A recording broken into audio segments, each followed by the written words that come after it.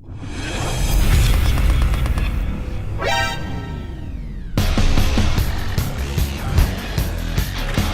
me a favor and behave yourself, all right? I'd like to introduce a transfer student. It's been nearly 9 years since Persona 4 shipped, and aside from the excellent Golden rejig that released on Vita in 2012 and a couple of spin-off titles, it's been an agonizing wait. Fast forward to 2013, and in the wake of a swathe of new fans, courtesy of the aforementioned Golden, excitement was palpable when Persona 5 was finally announced. And then it was delayed.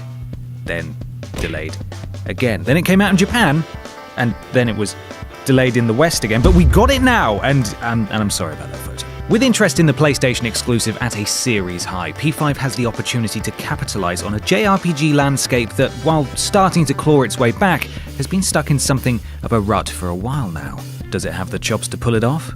Let's find out. I'm Ben from What Culture, and here's our full review for Persona 5. The main thrust of P5 will be familiar to longtime fans. You assume the role of a high school student moving to a new town, in this case, actual Tokyo, and you've got to get familiar with your new surroundings, make some friends, and have a lovely time.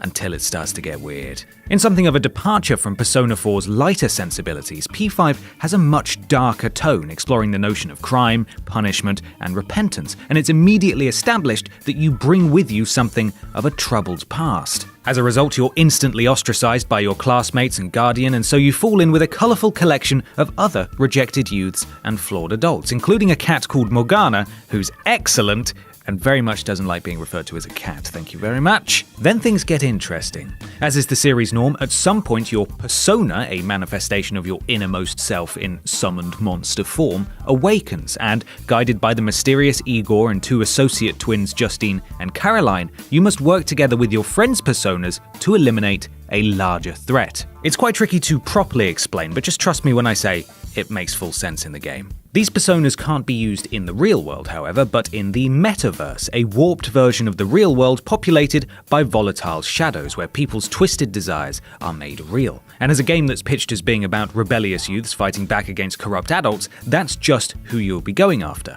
Corrupt adults who abuse their power form palaces in the metaverse that you have to infiltrate and steal from the object of their desire, romantically referred to as stealing their heart, which will cause them to have a change of heart, confess to their crimes, and turn themselves in the real world.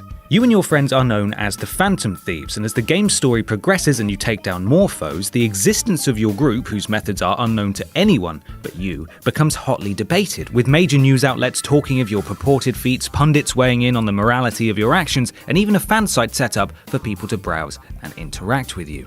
As the game progresses, an ominous threat emerges linking all the previous palaces and adults, but where the title really shines is in the story of your friends and the bonds you make. Between taking down corrupt grown-ups, you're generally left to do what you want, and it's by spending time with the incredibly well-written roster of characters that you'll really get the most out of the offered narrative. All of them have their own unique quirks, challenges, and issues that are revealed as you spend more time with them, and it's helped along with scripted events like trips to restaurants, firework displays, and other bonding exercises. The more time you spend with them, the more time you come to care about them. They're your friends after all, and P5 does an outstanding job of making you genuinely feel like they are.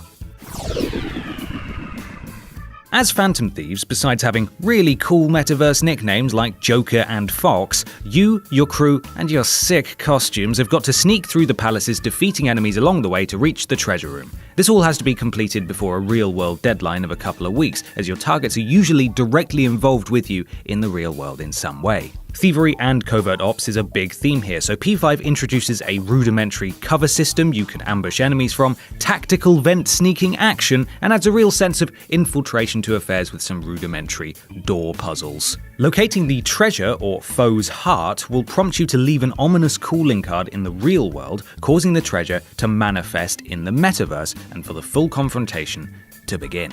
Does that make sense? I promise it will. Combat is simple enough to instantly understand, but dynamic enough to stay interesting, with 4 party members utilizing a classic turn-based system. Rather than be stuck with random encounters, however, appropriately themed enemies will strut around the place, and attacking them unawares will ambush them, permitting for a full round of assault before they can even get a look in. Every enemy has a weakness of some kind, but it's not immediately obvious what it is. So once you've discovered what it is, you can press R1 to auto-select what they're weak against, like fire or ice. If you hit an enemy with their weakness, they go down, gifting the attacker another go, and they'll keep getting another go until either all the enemies are down or you stop hitting weak points. Knock all of your adversaries down and you'll rush in for a hold-up. Now in previous titles you'd be offered the opportunity to perform a devastating all-out attack, and while that's still an option, in P5 the shadows will talk to you as they don't want to die, which is quite grim. You can ask for money, an item, or as the protagonist has the unique ability to obtain many personas, you can try and get them to join you as a summonable persona. A sort of dialogue battle then ensues where you have to convince them to come aboard by choosing the correct answers based on their particular personality. It's a bit obtuse, but it does get easier with practice and unlockable skills. Finally, you all have guns, which not only look cool, but for certain rivals, it's also their weakness. Talking to and using personas isn't the extent of your interactions with them though. Visiting Igor and his spooky girls offers the ability to combine personas to make better ones. Gruesome combination cutscenes aside, you'll create stronger beasts with inherited skills, and there's a sort of collect-em-all vibe when looking at the compendium and all the capturable personas available in the wild. Once you've utilized your wicked persona skills to make someone have a change of heart, the palace will disappear, meaning that you're unable to revisit and train when you want. But that is where Mementos comes in. Taking requests directly from the Phantom Thieves fan site, corrupt individuals not bad enough to have a palace of their own set up shop in a warped representation of the subway. It's all completely optional, so can be totally ignored if you want, but it's heavily implied that something interesting is waiting at the bottom, should you reach it. Switching gears now, and the majority of your non-thieving endeavours will be spent managing your time carefully and going to school. Sounds awful, but it is absolutely not. An Animal Crossing-style calendar system ensures there's always something happening on different days, and with the days themselves split into various portions, it's up to you to choose your activities carefully, as certain actions or people's availability is locked to certain times. Monday to Saturday you're at school, and you'll have to answer questions periodically as well as sit your exams, but after a few hours of the game introducing school life, outside of it, you're pretty much unleashed into the world and can do whatever you like in your downtime. Studying, going to the cinema, watching a DVD in your room, catching a moment to read a book on the subway to school, using the batting cages, visiting the baths, there's loads to do, and it's all easily navigated to by literally either walking and using the subway system or a handy quick travel menu for the places you've been before. But why even bother with this stuff at all? Well, you have a 5-pointed system of various traits, and these activities level this stuff up. The higher your stats, the better you can interact with the world, and previously gated relationships will become available to you. For example, by leveling up your kindness to considerate, you'll be allowed to ask classmate Arn if she wants to go out and do something, unlocking even more rewards. Speaking of Arn, and that's Arn, not Anne for some reason, the people you can get to know and spend time with are called social links. Sometimes they'll send you a text to ask if you want to hang out, sometimes they'll call, sometimes you'll bump into them on the way to school, and sometimes you'll just have to swing by their usual hangout to see if they're in. Not only will you learn more about their character and their struggles outside of what's revealed throughout the main story, but you'll level up that social link to allow for rewards in battle and when crafting or combining personas. As each individual is assigned a particular arcana, a sort of tarot card, crafting personas associated with that arcana will see an XP boost relevant to your social link level with that person. Plus, at various levels you'll unlock skills, so leveling up your bond with party member Ryuji, for example, will allow you to tag him in when an enemy's weakened, allowing him to continue the assault in your place against any remaining foes that he might have a type advantage over that you don't. It also extends to non-party characters, providing such helpful abilities as switching out your active party mid-battle. There's a huge scope of reasons for strengthening these links besides the obvious narrative purposes, and as a result, the game absolutely nails the feeling that you want to get to know everyone. It's stylish as hell. Look at it.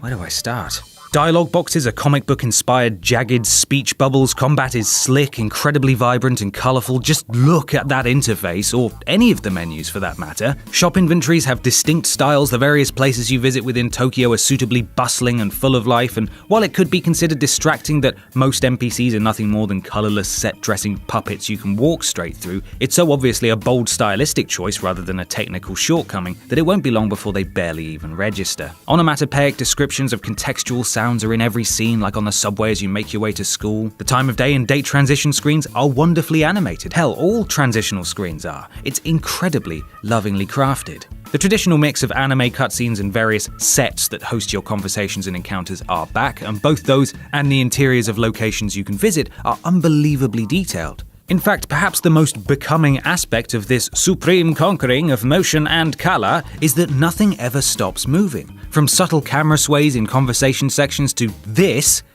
right here. Why is that even animated? Why did they do that? Brilliant madness. As most have come to expect from Persona soundtracks, P5 boasts a sublime continuation of this form, with unique jazz-funky flip-hop master Shoji Meguro back in the saddle. Firstly, it will not respect your time. As you might expect from a game that's just as much about life management as it is dungeon crawling, the micromanagement of your day-to-day school and social life isn't something you can pop half an hour into every now and then. It requires commitment. I've saved and closed the game before choosing my plans for the in-game evening, only to pick it back up the next day, and I'd completely forgotten what I was going to do. Secondly, it's one of the most visually stunning games ever made. Just look at it.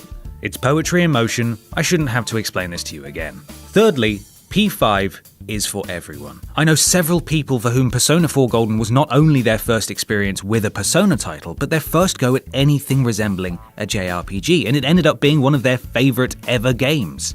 I'm thrilled to report that, given the brilliant writing and subtle and steady introduction of new gameplay features and characters, this is just as easy to jump into without any prior knowledge of the franchise, but yet again, they've managed to achieve this goal without sacrificing enjoyment for longtime fans. The result is an almost transcendent video game experience, a perfection of the JRPG genre with such minor flaws that it'd be petty to even mention them. And while it could be argued that it distinctly differs from the likes of other JRPGs, this is head and shoulders above the rest. Persona 5 is effortlessly stylish, relentlessly well-written, and unabashedly, utterly fantastic. I've now run out of adverbs and superlatives, so just buy it.